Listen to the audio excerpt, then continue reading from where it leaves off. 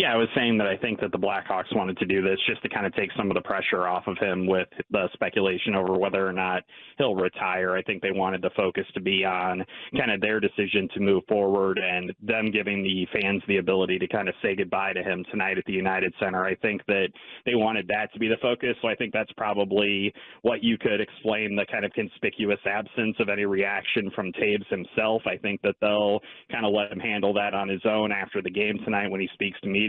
So I think they just didn't want to put any additional kind of focus on what his exact future is in the sport as a whole, and they kind of wanted to just focus on the tribute element of all of this. Which is understandable, James, but it also echoes the process that they took with Patrick Kane. Patrick Kane could have theoretically re-signed with the Blackhawks at the end of the season, that was a possibility, and management said no. Mm-hmm. Yeah, they clearly made it abundantly clear today that they never offered Kane an extension. They were eligible to talk to him with a year left on the deal, and very clearly Kyle Davidson has made it a point that he wants to clean the decks and just have a completely fresh slate. He wants a new generation of leaders to kind of come up. You're talking about your Connor Murphys and your Seth Joneses most likely, but there's certainly young guys in the organization too that they feel like can kind of grab those reins and become leaders on this team. And I think that that's been the message all along, is that they want to move forward completely as a franchise. And while it's always tough to say goodbye to some of these veterans and some of these legends, they feel like it's the best way to go about it. And they've made it clear with their actions on the contract front and other ways. You're right about them kind of wanting, and they've said, like, that's an actual quote, like, clear the decks when it comes to the Blackhawks and the guys that won cups. How hard of a transition is that? And what's the feedback that you've seen from Hawks fans on how the Hawks have handled it? I think that there was a lot of kind of assumption that these guys weren't going to want to stick around for a rebuild anyway. It kind of felt like they were kind of making it seem like it would ultimately be their decisions, whether it was moving their no movement clauses or otherwise. But I think that the Blackhawks kind of always approach this as, look, we know that, Jonathan Toews is only going to have a limited amount of time left in his career. Patrick Kane probably has 3 or 4, good solid seasons left in front of him. But at the end of the day, we want to put our imprint on this team. We don't want to cling to these Stanley Cup winning players who have had incredible careers, but they want to kind of move forward with new talents. And I think that the assumption among Blackhawk fans was always that this probably would be the last ride. I still think it's a little bit jarring because I think that people kind of wanted to convince themselves that they were going to maybe sign, team-friendly deals or something like that. But obviously that was never really in the cards with the way the team was approaching things. Well, and I feel like as a collective, how many questions can we ask to Jonathan Toews about his future or his past that we've heard recently? And I'm not saying that our narrative matters when it comes to the on-ice decisions. But what I am saying is it seemed like everybody who was close to the team knew that this was coming to an end in a way. They're giving him a different treatment than what we saw with the 88 thank you to Patrick Kane that was in the parking lot, which makes sense because of the nature of these two exits. However, it's still something that I think everybody who was there or like spent any time in the dressing room knew this was reaching its logical conclusion. Honestly, Layla, I think that if Jonathan Toews had been healthy and in the lineup at the trade deadline, I think there's a very good possibility that he would have removed his no movement clause rather, and tried to go somewhere else. I think that Patrick Kane's exit would have been very similar to the one Jonathan Toews had, if not for that fact. So the Blackhawks did kind of have to adjust paths when it came to Jonathan Toews' health, and I think that if Patrick Kane had wanted to stay out in Chicago and continue his career here and finish up this season, I think that they would have allowed him to do that and given him this similar tribute. It just so happened that those health issues with Toews kind of changed everything. So I do think that if Kane had wanted to stay, he would have stayed. I think the Blackhawks would have, respected those wishes. I mean, they wouldn't have had a choice, but I think they would have respected him. They would have given the guys both of their flowers at the end of the season, the way that they are doing with Jonathan tonight. So, look, there's a hockey element here. There's a money element here. There's an ice time element here. There's a health element here. Is there also an element of when the Blackhawks talk about clearing the deck, do they also want to rid themselves of anyone that was even closely connected to the Kyle Beach situation?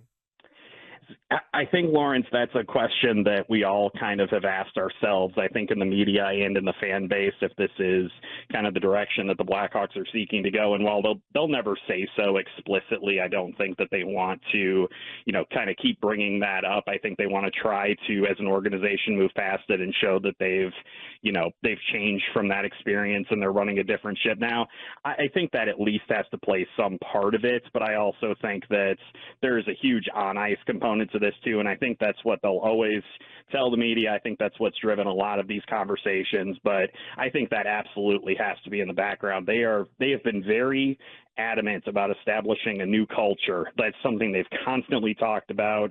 It's why they brought in Luke Richardson. It's why they brought in so many young players, and that's why in their draft process they're looking at the intangibles that they've been looking at. I think that's definitely part of the calculus, but I don't think it's the biggest part. I think also the whole time we're talking about Jonathan Toews, I can't help but think about what's happening with their draft lottery chances. Beating Pittsburgh is not how you try to get Connor Bedard. And the reason I'm freaking out about him, James, as you know, is because he is one of the largest talents that has been talked about in a draft perspective in years. It's really funny you say that because, I come over to your office fairly regularly. You sit right across from me in the NBC5 newsroom, and I mentioned that, time. I'm just like, Connor Bedard scored 4 goals today for the Regina Pats. No big deal. So Leyland knows how much I've been pumping the tires on Connor Bedard. He is an extremely rare talent that's going to be coming out in this draft. The one thing I will tell Blackhawk fans, and I'll say it till I'm blue in the face, they have lost plenty of games recently. It just so happens that every other team is losing a lot of games too.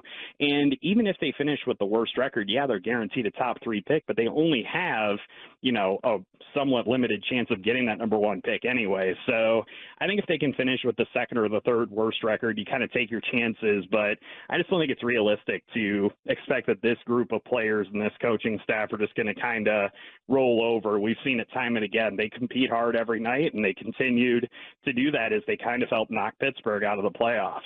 What will you think of Jonathan Toews' time as captain of the Blackhawks?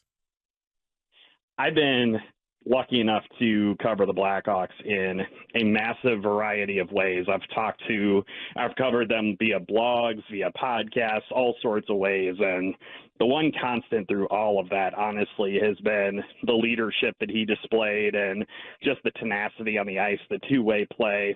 I think that Patrick Kane had a lot of the flash. I think he had a lot of the goals and stuff like that. Jonathan Toews really was the substance, and I think that's what I'm going to kind of carry away from his legacy with the Blackhawks. James, I'm sorry, go ahead, Layla. No, and I think the other part of it too is we're all trying to figure out how to categorize this. Right. Like knowing what we all know. Right. Mm-hmm. And I think that's partially what the Blackhawks did when you say, not just looking out for maybe the athlete in the moment in front of the microphone right now, but also saying we're moving on as an organization. And I think they have to. And I don't know about you, but it is still something where you try to reconcile and give it the proper description and give it the proper context that it deserves as well. There's a lot to it for sure with, like, as you guys mentioned, the Kyle Beach situation, but also just the franchise-altering trajectory that guys like Jonathan Toews and Patrick Kane put this team on. I think that I know it's cliched and it's easy to kind of poke holes in it, but they all kind of have complicated legacies. And I think that over the coming years, I think fans are going to come to grips with a lot of that. But there were, of course, a lot of good times and a lot of bad. And the Blackhawks are just kind of looking to move forward with some of the young talent that they've got and kind of this cultural change they're trying to instill.